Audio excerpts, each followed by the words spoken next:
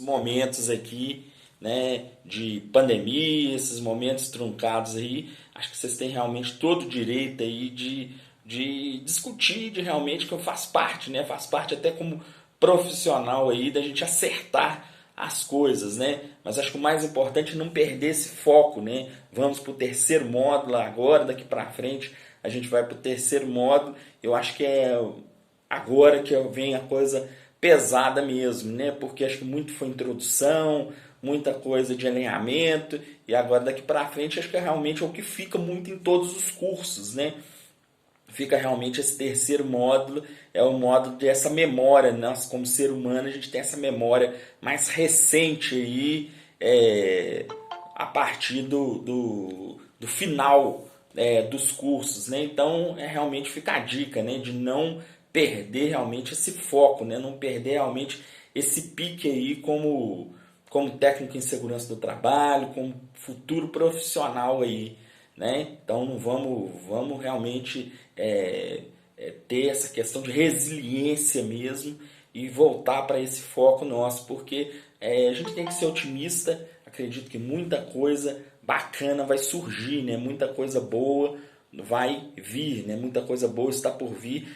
Fala em termos de estágio que vai vir, em termos de oportunidades que estarão surgindo aí, novas oportunidades. Então, realmente não perder, né? Não perder esse foco, não perder realmente essa garra e tudo, porque realmente estamos chegando no final, né?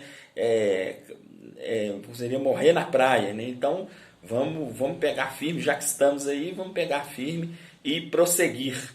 Ok? Tranquilo? Tranquilo? Estão me ouvindo aí, beleza?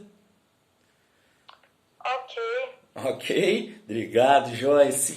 Então é isso aí, né? Falar hoje de revisão, né? Falar de revisão para a gente ir bem para essa avaliação, né? Vai ser a nossa avaliação, vai ser a nossa última avaliação lá para a gente ir bacana e fechar aí com realmente com a chave de ouro aí na legislação aplicada. A legislação aplicada é realmente um dos quesitos aí da NR5, né? Você tem um treinamento lá, um treinamento que fala de legislação, em alguns momentos a própria empresa pede, né? Pede para vocês fazerem treinamentos aí voltados à questão da legislação, não somente falando especificamente da minha disciplina, mas como todas as outras disciplina, né? Que a gente pensa como uma disciplina só, mas o curso é interdisciplinar, né?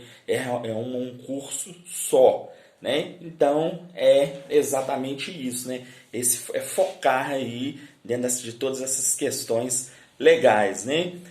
Falei aí, né, da questão por exemplo, pensando na avaliação de horário noturno, tá? Não vou pedir cálculos. Não vou fazer o pedido de cálculos, né?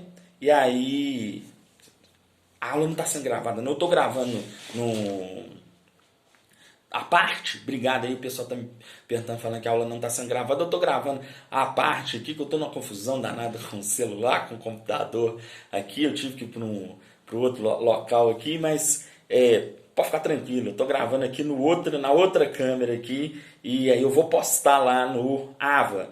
Vou postar nossa aula no AVA aí, integral. Mas é isso aí, né? Aí voltando aí, falando de adicional noturno. Não vou fazer a cobrança do adicional noturno na prova de cálculo, mas o adicional noturno a gente já sabe que ele compreende das 22 às 5, do dia seguinte, conhecido como adicional noturno urbano, né? Esse adicional noturno urbano, estaremos nas empresas, estaremos nas indústrias, então de 22 às 5 de todos os dias, a partir das 5 horas da manhã, a partir, na verdade, das 22 horas, a gente começa a entender, né, que você tem o adicional noturno. 22 e 1 já começa a correr o adicional noturno. Esse adicional noturno que a gente chama atenção, que é uma hora que traz todo esse desgaste ao trabalhador, né, gente?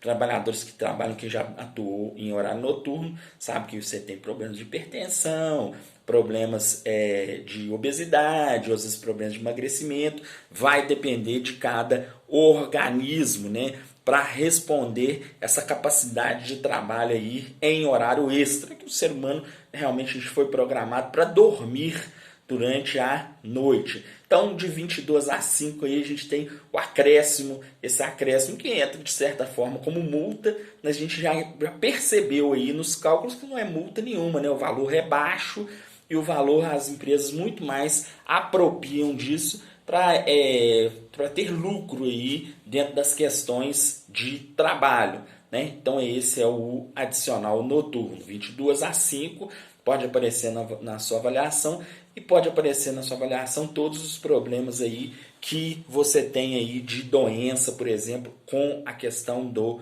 adicional noturno, ok? Falamos aí da questão de horas extras, né?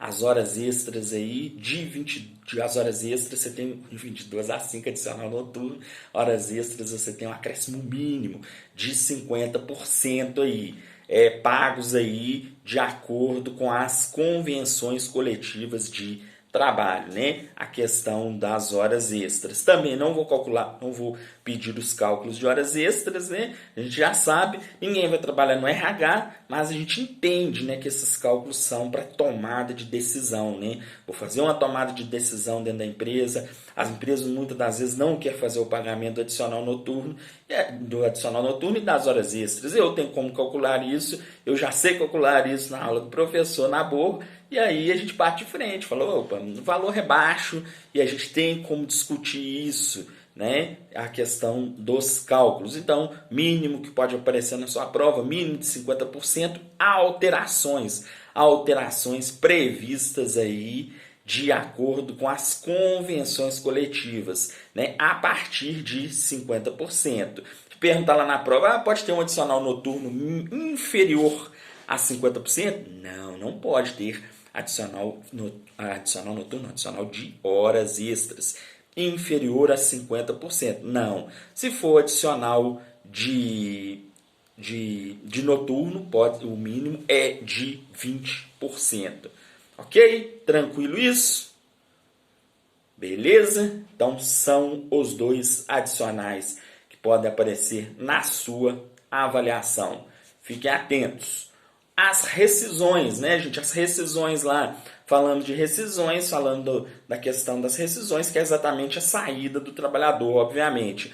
Começamos lá na questão do contrato, né, do contrato de trabalho, e chegamos até finalmente às rescisões, a chamada TRCT, termo de rescisão de contrato de trabalho. Não vou pedir isso, mas é uma sigla que refere às rescisões de contrato. Falei aí, foquei nessa rescisão de demissão por justa causa, né? Porque de vez em quando aparece aquele menino, né? Aquele menino que foi um bom aluno nosso da Escola Técnica Meta, fez o estágio, passou por toda essa luta aí de técnica em segurança do trabalho, estudante, e de repente você acha o cara lá na rua, que você sabe que foi um bom aluno, e você fala, e aí, meu amigo, você está na segurança? E falou assim, não estou na segurança não, estou fazendo outro curso, estou fazendo às vezes um curso que não tem nada a ver com a segurança, né? Que alguns cursos são realmente, a segurança, às vezes ela é ponte, né? Você é o técnico de segurança do trabalho, depois você é o engenheiro, é o administrador, ele serve como ponte, ou não, às vezes alguns permanecem na segurança e vai criando as qualificações aí dentro da própria segurança. Mas enfim, aí você acha esse cara fala com você, e aí eu tive muito problema com liderança, né? Eu considero um problema com liderança. A pessoa fala assim, não, eu era o técnico em segurança do trabalho, mas eu tinha muitos problemas aí. E aí a gente volta lá para a nossa questão, né, de advertências, né? Advertência quais são, pode aparecer na sua prova, quais são as características aí de uma demissão por justa causa aí. Primeiro, advertência verbal, né? Essa advertência verbal nossa, ela também pode vir como treinamento, né? Esse treinamento aí de advertência, ele aparece como advertência verbal, é o treinamento. Todo mundo vai lá, assina o treinamento lá, faz o treinamento e assinou, ele já é caracterizado como uma advertência verbal. A segunda, advertência por escrito. 3 advertências por escrito. É muito teimoso esse cara, né? E finalmente a suspensão ou o balão, né? O mais conhecido aí dentro das organizações como balão. Tá aí, né? Tá aí as características da nossa demissão por justa causa. Se eu quiser anotar, advertência verbal, 3 advertências por escrito e uma suspensão. Tá? Dificilmente a gente chega na suspensão ou balão, mas as advertências elas surgem e são disciplinares. Olha como é que a legislação ela é inteligente, né? Traz aí essas advertências, aí as pessoas já entram no eixo, né? Já vão para realmente para esse eixo, tá? E aí são esses os caminhos. Pode aparecer na sua prova advertência verbal, 3 advertências por escrito e suspensão. São os caminhos aí para uma demissão por justa causa. Muitos alunos me perguntam, falam, professor, mas e aí? Eu vou aplicar essa advertência? Não, eu não vou aplicar essa advertência.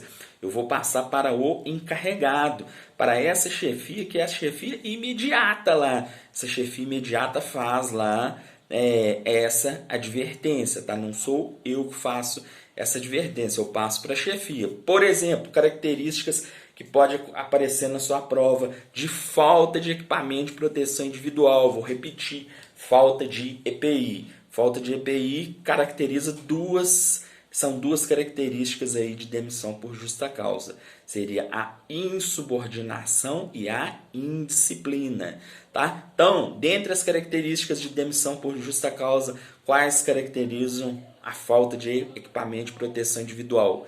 Insubordinação e indisciplina, né? O trabalhador ele é insubordinado, ele é indisciplinado, e aí você tem lá realmente esse processo de demissão por justa causa, tá? São características particulares, são características peculiares à questão de uma demissão por justa causa aí, por falta de equipamento de proteção individual. Estou repetindo, insubordinação e indisciplina, né? As sanções a gente já sabe para esse caminho. As sanções que aparecem nesse caminho são, né? Como é que eu vou comprovar, né? Aí se perguntar para você na sua prova, como é que eu comprovo isso?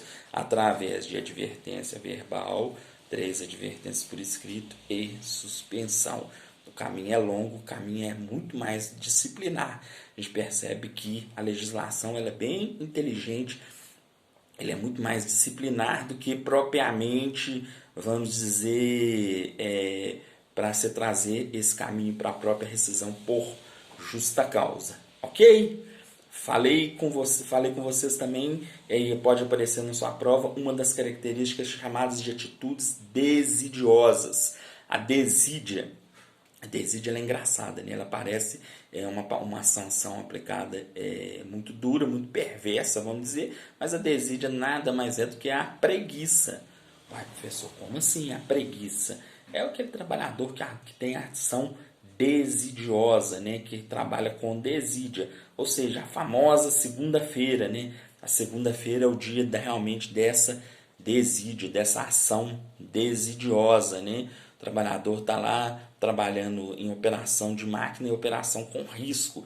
Ele coloca em risco a sua vida e a vida de terceiros, né? Uma ação desidiosa, né? Conheci um caso de um trabalhador lá que, por exemplo, ele ia fazer determinadas questões e aí ele agia de forma errada e aí colocava documentos, um trabalhador administrativo, ele ia preencher impressos e aí endereço, ele inventava os números e criava situações e aí foi cavando advertências por desídia, né? Como é que comprova isso? Assinando as advertências. Então nada mais é do que essa preguiça aí no trabalho.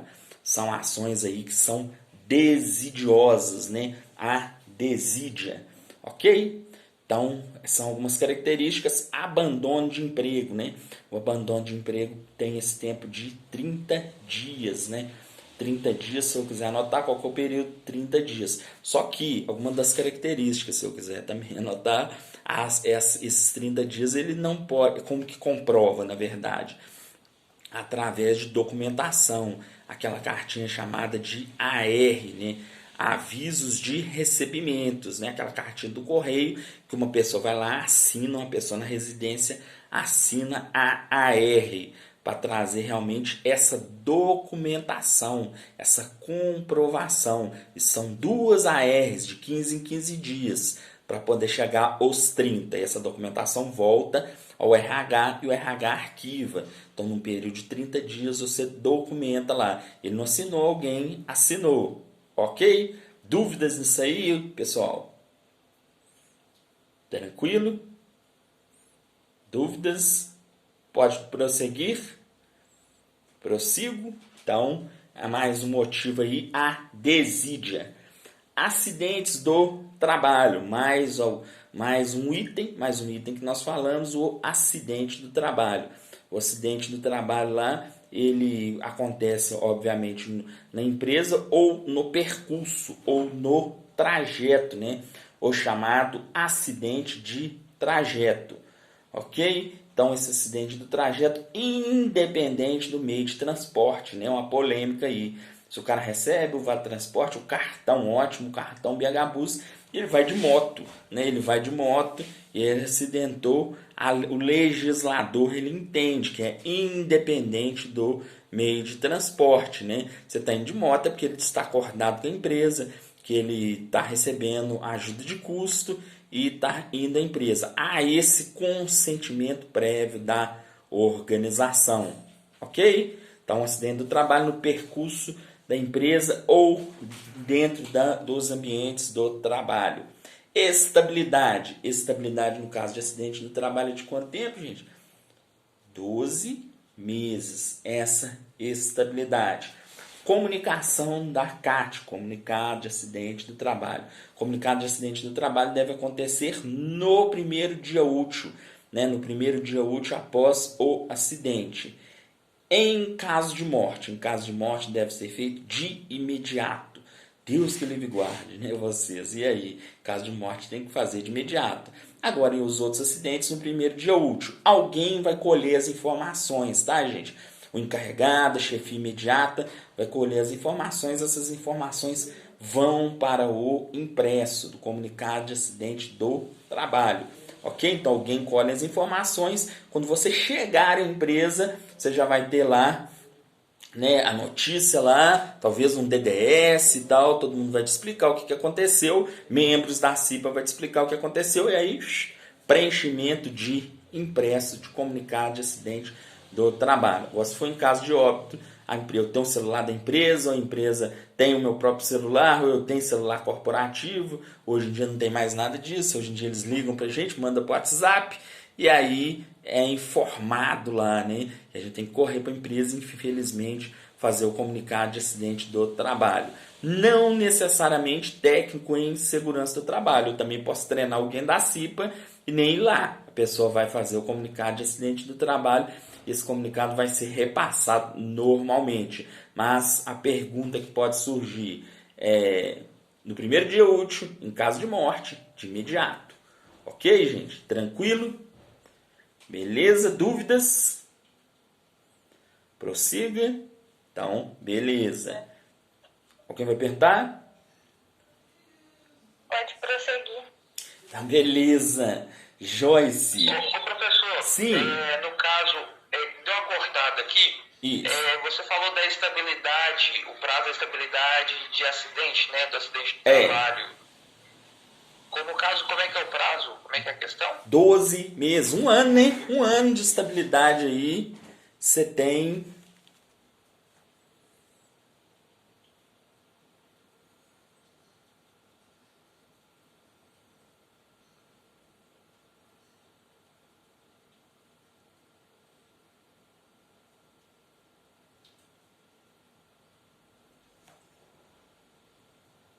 Achei que era a minha que tinha caído aqui. Pessoal, a minha internet caiu. Vocês estão me ouvindo?